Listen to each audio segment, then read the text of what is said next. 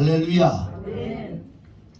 오늘은 이 고린도전서 3장 10절로 15절 말씀을 근거로 해서 새 인생을 건축하라 라고 하는 제목으로 함께 은혜를 나누려고 합니다. 한 해가 벌써 정말 엊그제 같은데 벌써 4주째 들어왔습니다. 이제 한 주 남았습니다. 이 1월달이 참 시간이 정말 빠른 것 같습니다. 우리가 정말 많이 듣고 잘 알던 이런 그 유명한 작품 오헬리의 그 대표적인 이 단편 소설 중에 하나인 그 20년 후라고 하는 이런 그 소설이 있습니다. 그런데 이 작품의 내용은 다른 게 아닙니다. 이 두 친구가 있었습니다. 이 두 친구가 자기 인생에 대한 꿈을 이렇게 주고받고 대화를 합니다.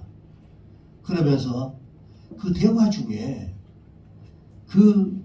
우리 인생을 어떻게 살까? 자, 우리 이렇게 하자 라고 둘이서 얘기를 하면서 한 친구의 꿈은 고향 그 뉴욕에서 정직하고 소박하게 사는 게 자기의 꿈이었다.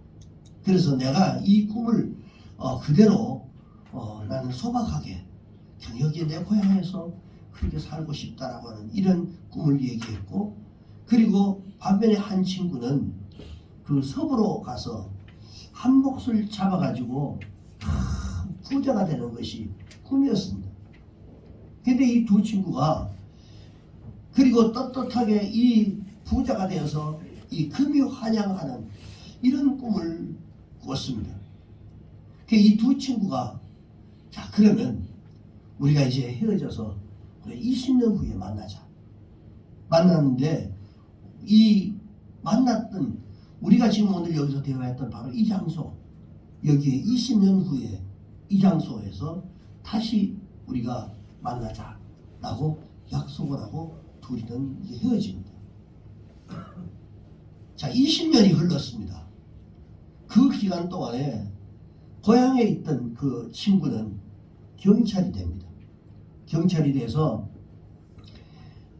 헤어진 이 친구를 만나기 위해서 약속 장소로 갑니다. 약속 장소로 갔을 때 이 경찰 친구 고향에 남아서 소박하게 경찰로 주민들을 도우고 하는 이런 일들을 했던 이 친구가 그 약속 장소로 가서 충격적인 이런 소식을 듣습니다. 그 소식은 뭐냐면 20년 만에 만난 바로 그 친구가 경찰이었던 자신이 수배하고 있었던 바로 그 범인이 바로 그 친구였습니다. 자, 이런 얘기입니다. 그 20년의 세월이 가져다준 이러한 변화가 너무나 큰 충격이었습니다. 한 친구는 소박 하나와 고향 땅에서 자신의 틀을 잘 닦고 그리고 성실하고 그런 그 인정받는 이런 경찰이 되었습니다. 그런데 허황된 꿈을 가지고 서부로 떠났던 이 친구는 실패하고 좌절해서 범죄자의 길로 들어섰습니다. 여러분, 우리들 또한 오늘 이 같은 시간에 이 같은 장소에서 오늘 예배를 드리고 있습니다. 그러나 우리가 지금부터 앞으로 5년 후, 10년 후, 20년 후 우리의 모습이 어떤 모습으로 변해 있을지는 아무도 알 수 없습니다. 저는 이 본문의 내용들을 너무너무 좋아합니다. 왜냐하면 우리 하루하루의 삶이 우리의 인생을 건축한다는 의미가 이 속에 있기 때문에 그렇습니다. 내가 오늘 하루 살아가는 이 하루가 바로 내 인생을 만들어가는 그런 과정들이기 때문에 이 내용들이 참 저는 마음에 듭니다. 우리가 올해 내 인생을 어떻게 지어가야 할까를 오늘 한번 생각해 보려고 합니다. 이 사도 바울이 우리 인생을 우리의 삶을 마치 건축하는 건축자와 같다라고 그렇게 표현을 합니다. 오늘 본문에서. 그렇다면 우리는 모두가 자신의 인생을 건축하는 다 건축자입니다. 건축자. 내가 내 인생을 만들어가는, 지어가는 바로 건축자인데, 자신의 삶을 아름답고 영광스럽게 지을 수도 있고 반면에 부끄럽고 수치스러운 이러한 집을 내 자신이 지을 수도 있다는 말이죠. 오늘 복음서에 속해 있는 바로 고린도전서 3장 1절의 말씀에는 이렇게 말씀합니다. 형제들아, 내가 신령한 자들을 대한 것 같이 너희에게 말할 수 없어서 육신에 속한 자, 곧 그리스도 안에서 어린 아이들을 대한 것 같이 내가 한다. 자, 이 말이 무슨 말? 내가 신령한 자들에게 대화를 하면, 영적인 대화를 나누면 금방 알아듣기 때문에 그것이 무슨 뜻인가를 금방 알 텐데, 그런데 그 대한 것 같이 똑같이 내가 말을 할 수 없어요. 그래서 육신에 속한 자, 곧 그리스도 안에서 어린 아이들을 대한 것 같이 그렇게 내가 얘기를 한다 라고 하면서, 이 말이 그리스도인들 가운데 두 종류의 그리스도인들이 있다라고 하는 얘기를 여기서 합니다. 신령한 자, 그리고 육신에 속한 자, 영적인 자들에게 말하는 것처럼 그렇게 육에 속한 자들에게는 그렇게 말해봐야 알아듣지는 못하니까 곧 어린아이에게 얘기하는 것처럼 그렇게 얘기를 한다라고 하는 말.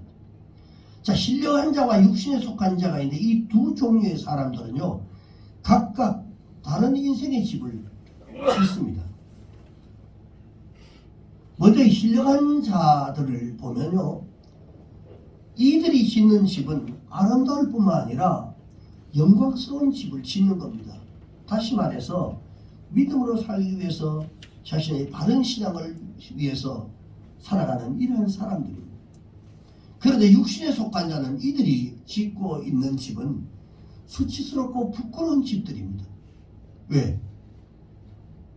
그들은 바른 믿음 안에서 살아가는 것이 아니라 그냥 육적인 신앙을 가지고 육신적으로 살아가기 때문에 그렇습니다. 그래서 본문 이 15절에서 이 부끄러운 구원을 이렇게 말합니다. 누구든지 공적이 불타면 해를 받으리니 그러나 자신은 구원을 받되 불 가운데 받은 것 같으냐. 자, 이것은 부끄러운 구원을 말합니다. 구원은 받는데, 부끄러운 구원을 받는데, 다시 말해서 일평생 살아온 이런 자신의 그 수고, 그 신앙생활을 수많은 세월 동안 신앙생활을 했는데도 거기에서 아름답게 건축된 게 아무것도 없다. 육신적으로 살아왔기 때문에, 믿음으로 살지 않았기 때문에 수고는 많이 했는데 아무것도 없어요. 다시 말해 부끄러운 집을 짓는 것과 같다라고 하는 의미를 여기서 이렇게 말합니다. 우리가 평생 예수를 믿어도 바른 신앙을 갖지 않고 자기 인생을 그렇게 살아가면요, 우리는 결국은 구원은 어때? 부끄러운 구원을 받을 수밖에 없습니다. 여러분, 주님께서 성도들이 부끄러운 집을 짓는 것을 절대로 원하지 않습니다. 그분은 아름답고 영광스러운 이런 집을 지어서 멋지게 살아가는 것을 항상 원하고 계시니, 우리는 자신의 인생을 여러분 잘 건축해야 합니다. 그래서 우리가 여러분 올 한 해도 여러분 그냥 대충 살면 안 되는 것입니다. 열심히 성실하게 살아야 합니다. 우리 인생을 멋지고 아름답게 잘 짓는 것이 하나님의 영광이 되고, 그리고 그리스도를 높이게 되는 이러한 결과를 가져옵니다. 그리고 믿지 않는 사람들에게 하나님의 살아계심을 증거하는 바로 기회가 되는 것입니다. 오늘 본문을 통해서 보면 이 올 한 해 우리의 인생의 집을 어떻게 지어가야 할 것인가 라고 하는 부분들을 오늘 보려고 합니다. 우리가 어떻게 그 삶의 과정 가운데 우리가 시작은 아주 미미하게 했지만, 그러나 그 결과들을 오랜 세월이 지나서 그 결과들을 보면 잘못된 결과들을 낳는 사람이 있고 아름다운 결과들을 낳는 그런 결과를 볼 수 있습니다. 자, 그렇다면 우리가 우리의 인생, 올 한 해의 우리의 인생, 아니 앞으로의 우리의 삶의 인생들을 우리가 나이 먹고 뭐 적고 그게 아닙니다. 정말 우리가 죽는 것도 잘 죽는 게 중요하다라고, 그게 태어나는 것보다도 더 중요하다고 사람들은 말합니다.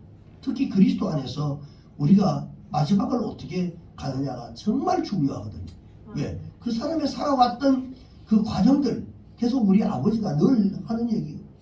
야, 어느 집에 가보니까 그냥 바깥에 그냥 화환들이 그냥 길에 쭉 그냥 그렇게 많더라.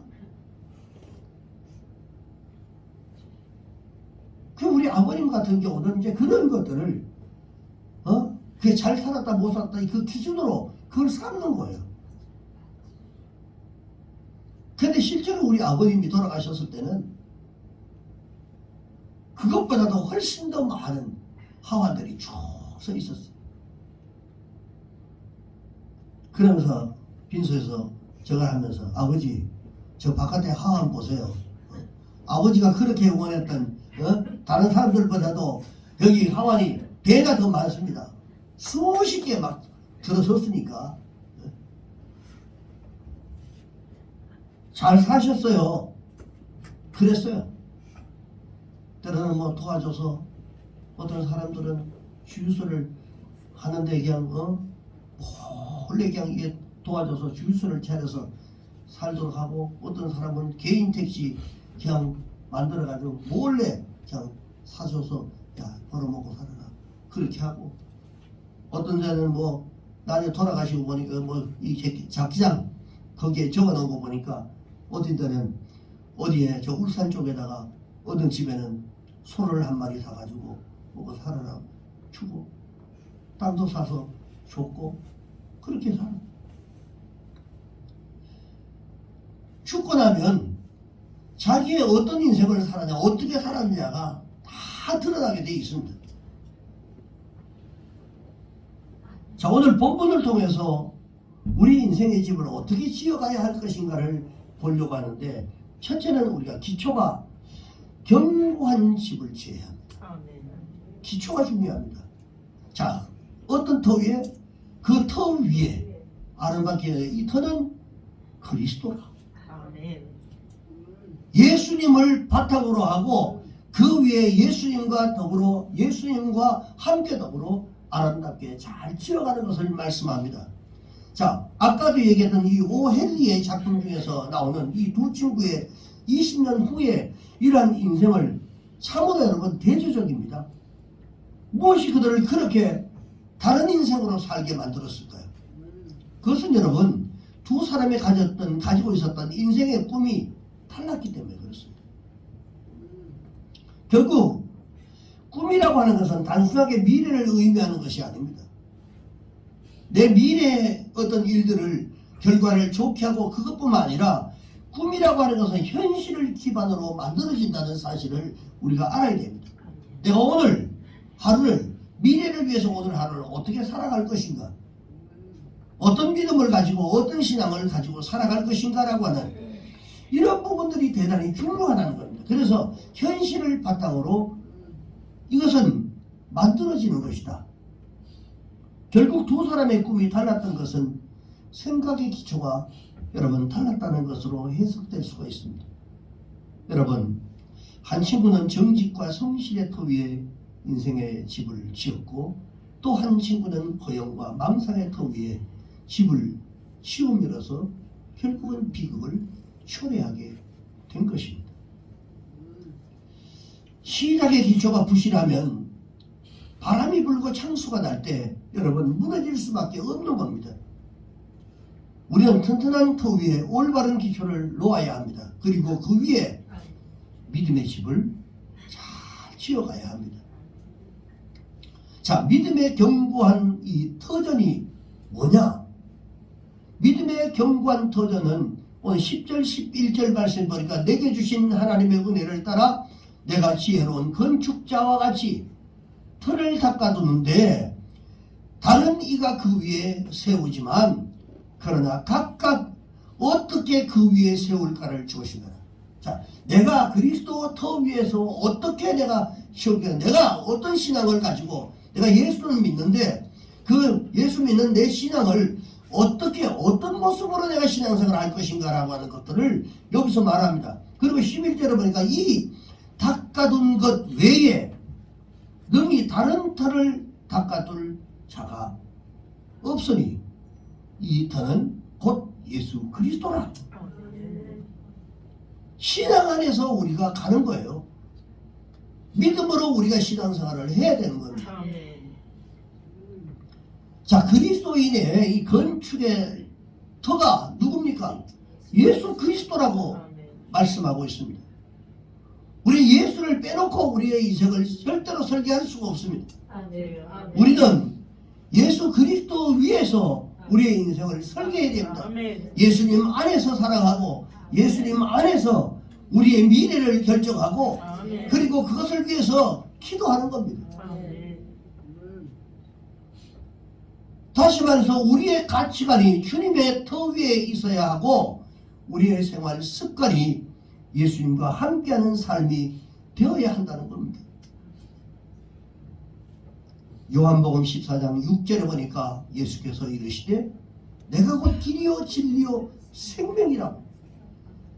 자신으로 말미암지 않고는 나로 말미암지 않고는 아버지께로 올 때부터 하나님의 나라에 갈 수가 없다라고 분명히 말씀합니다. 자, 예수님은 내가 곧 길이다 진리다 생명이라고 분명하게 말씀합니다. 내가 가야 할 내 인생의 길은 예수란 말이죠. 그 길이 바로 진리의 길이란 말입니다. 그리고 그것이 나의 생명이란 말입니다. 여러분, 길이요 진리요 생명이신 예수님, 그분은 영원하신 분이십니다. 변함이 없고 흔들림이 없는 분입니다. 여러분, 우리가 푯대를 잡아도 흔들리지 않는 푯대를 잡아야 돼요. 그 위에 인생의 기초를 놓아야 한다라고 하는 것입니다. 오늘 여러분들은 어떤 터 위에 인생의 집을 짓고 있습니까? 여러분, 예수 그리스도 안에는 우리의 삶의 모든 필요를 채울 수 있는 능력이 있습니다. 그분을 절대로 놓치지 않기를 주의 이름으로 축원합니다. 두 번째는 좋은 자재를 사용한 집을 지어야 됩니다. 재료를 좋은 재료로 집을 지어야 한단 말입니다. 신앙인들은 그리스도라고 하는 터 위에 집을 다 짓게 되어 있습니다. 우리 모두가 다 그리스도를 바탕으로 인생을 살아갑니다. 그래서 그 위에 뭐 잘 짓든 못 짓든 그렇게 지어갑니다. 근데 우리가 각자 믿는 예수는 같은 분입니다. 제가 믿는 하나님 똑같은 분입니다. 여러분들이 믿는 하나님 똑같은 분입니다. 그런데 그분을 삶의 주인으로 모시고 살아가는 우리들인데, 그러나 각각 인생의 삶의 모습은 똑같지 않다는 겁니다. 주님을 바라보는 시각이, 생각이, 주님을 생각하는 그것이 다 다르다는 겁니다. 한 해를 여러분 결산하게 되면 삶에 여러분 이 영역이 더 충만해진 사람이 있을 것이고 그렇지 않은 사람이 있을 겁니다. 그 차이가 뭡니까? 그것은 자재의 차이, 즉 재료의 차이라고 말할 수가 있습니다. 자, 그러면 우리는 같은 터 위에 같은 설계도를 가지고 집을 짓기 시작하는데 어떤 자재를 쓰느냐에 따라서 집이 차이가 날 수가 있다는 거죠. 고린도전서 3장 12절 말씀에 보니까요, 자재의 종류가 6가지가 나옵니다. 만일 누구든지 금이나 은이나 보석이나, 그리고 나무나 짚이나 10% 이 터 위에 세우게 되면, 근데 이 터 위에 세우게 되면 이라고 말하는데, 이 금, 은, 보석, 이것은 좋은 재료를 얘기합니다. 다시 말해서 고급 재료입니다. 신앙적인 삶을 얘기합니다. 그런데 나무나 풀이나 집, 이것은 하급 재료입니다. 즉 다시 말해 인본주의적 신앙을 말합니다. 세상적인 가치관을 가지고 예수를 믿는 사람들을 얘기하는, 우리는 같은 그리스도의 터 위에 인생의 집을 짓는데 어떤 자재를 사용하여 짓는가에 따라서 사람들마다 각자 다르다는 것입니다. 제 신앙이 다르고 우리 집사님 신앙이 다르고 권사님들 신앙이 다 다릅니다. 할렐루야. 아멘. 우리가 바른 신앙을 가지셔야 됩니다. 아멘. 할렐루야. 아멘. 우리 옆에 분하고 인사하십니다. 바른 신앙을 가지십시다. 할렐루야. 자, 고급 자재, 이 재료를 사용해서 집을 짓는 사람들은 어떤 사람일까요? 그것은 최선의 자신의 땀과 노력을 다해서 그 짓는 사람들을 얘기합니다.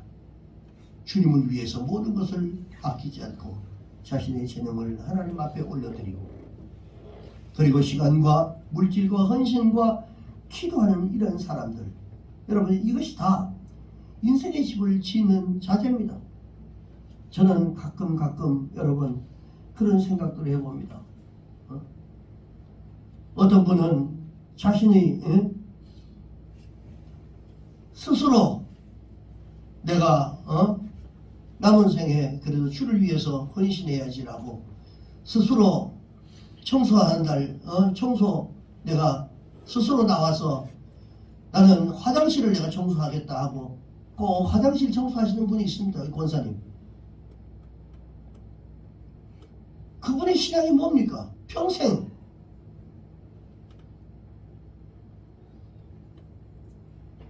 그분의 신앙과 우리의 신앙이 같은 신앙인데도 왜 다릅니까? 평생을 주를 위해서 헌신하고 남은 생에 이제 내가 남들이 싫어하는 화장실 청소를 내가 맡아서 하겠다라고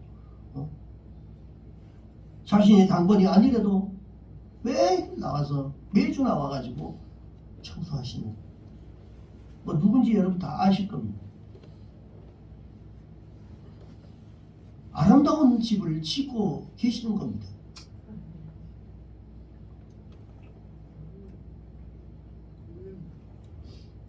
저분의 영혼 속에 뭐가 있겠어요? 남은 인생에 뭐 특별한 게 뭐 있겠습니까?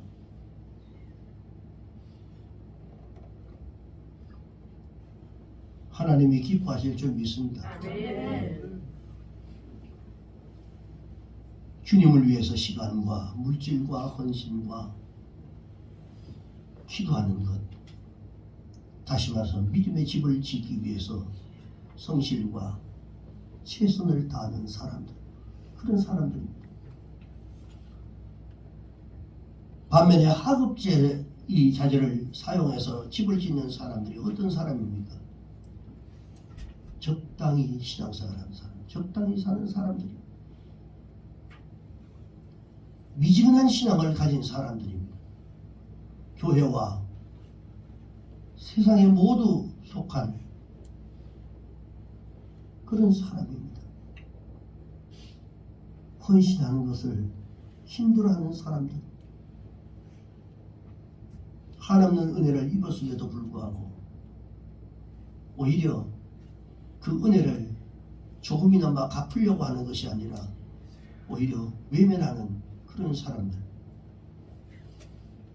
주님보다도 세상적 가치를 더 소중히 여기는 사람들, 그 인생은 하급 재료를 가지고 자기 인생을 지어가는 것입니다. 사랑하는 여러분, 올해는 여러분 어떤 재료로 여러분의 인생을 집을 지어가려고 하십니까? 우리가 짓는 이 집은 주님을 위해서가 아닙니다. 내가 헌신하고 수고하고 이거 주님을 위해서 하는 게 아닙니다. 나는 주님을 위해서 하는 것이지만 여러분 자신들을 위해서 지어지는 것이라고 하는 사실을 여러분 명심하시기 바랍니다. 아멘. 최선을 다하는 사람만이 최고의 인생을 살게 되는 것입니다. 주님이 약속하셨기 때문에 그렇습니다. 그리고 마지막 세 번째는 시험을 견딜 수 있는 집을 우리가 지어야 합니다. 인생은 언제나 해가 여러분 비치는 날만 있는 게 아닙니다. 늘 좋은 날만 있으면 얼마나 좋겠어요. 저도 눈이 좀 안 왔으면 좋겠어요. 근데 눈을 치다가 또 한 가지를 제가 발견했어요. 눈을 치우다가 저 잔디 위에 눈이 소복하여가지고 계속 있는, 저게 전부 다 저 수분으로 바뀌겠구나, 그걸 제가 느꼈어요.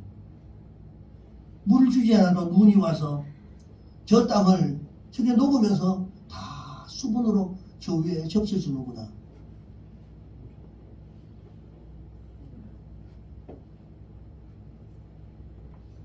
때로는 우리가 살아가다 보면 시험이 다가와서 우리의 노력을 시험할 때가 있습니다. 내가 몸부림치고 노력하는 것, 이것에 시험을 할 때가 온다는 것입니다. 오늘 13절에 보니까 각 사람의 공적이 나타날 터인데, 그날이 그 공적을 밝히리니 이는 불로 나타내고 그 불이 각 사람의 공적이 어떠한 것을 시험할 것이다. 자, 고급자재와 하급자재로 지어진 집을 불로서 시험하는 날이 반드시 온다는 것입니다. 그럴 때 금이나 은이나 보석으로 지어진, 즉 고급 재료로 내 신앙에 정말 바른 신앙으로 하나님을 잘 섬겼던 이런 사람, 이런 집은, 그 인생의 집은 불에 타지 않고 그대로 남아서 그 시험에 견디어서 이긴다는 것입니다. 그러나 나무에 그리고 풀로 짚으로 지은 이런 집은 불로 시험할 때 흔적 없이 다 타버린다는 겁니다. 여러분, 시험의 날은 반드시 우리에게 다가옵니다. 자, 이 시험은 세상의 마지막 날의 시험과 동시에 삶에서 다가오는 여러 가지 여러분 시험을 말하는 겁니다. 오늘 여러분, 평소에 좋은 죄를 지어진 이 신앙의 집은 무너지지 않습니다. 때로는 스트레스 받고 믿음의 삶을 오직 주님만 바라보고 어렵고 힘든 일들이 있을 때는 그냥 더도 다 시험거리인데 주님 앞에 맡기고 자기 신앙을 했던 사람은 그것이 그 인생을 절대로 무너뜨리지 못합니다. 우리 인생의 마지막 테스트의 날, 그날에는 여러분 어떤 백이 통하지 않습니다. 부정이 여러분 통하지 않습니다. 적당히 하는 것이 통하지 않습니다. 불의가 살아있지 못합니다. 오직 시험의 불 가운데서 능히 견딜 수 있는 이 견고한 집을 지은 사람만이 존재한다는 것입니다. 하나님 앞에서 마지막 시험대에 섰을 때 여러분들의 모습을 한번 상상해 보십시오. 그때 여러분은 어떤 인생의 집을 지었다고 주님 앞에 보고하시겠습니까? 나는 이렇게 살다가 왔습니다라고 그렇게 주님 앞에 내놓을 것이 여러분 있어야죠. 세상에서는 마치 자신이 주인인 것처럼 살 수 있습니다. 그러나 심판날이 오면 어느 누구도 인생을 자기의 것이라고 말할 수 없고 주장할 수 없습니다. 단지 어떻게 인생을 살아왔는가, 어떤 집을 지어왔는가를 시험당하는 것밖에는 없다는 것입니다. 다른 방법이 없습니다. 그때 견고한 재료로 지었던 집은 불에 타지 않냐고, 견고한 집을 지은 사람은 시험에 통과한 사람에게는 약속의 말씀들이 주어져 있습니다. 오늘 본문 14절에 그렇게 말씀합니다. 만일, 우리 다 같이 한번 읽어봅시다. 시작. 만일 누구든지 그 위에 세운 공적이 그대로 있으면 상을 받고, 할렐루야.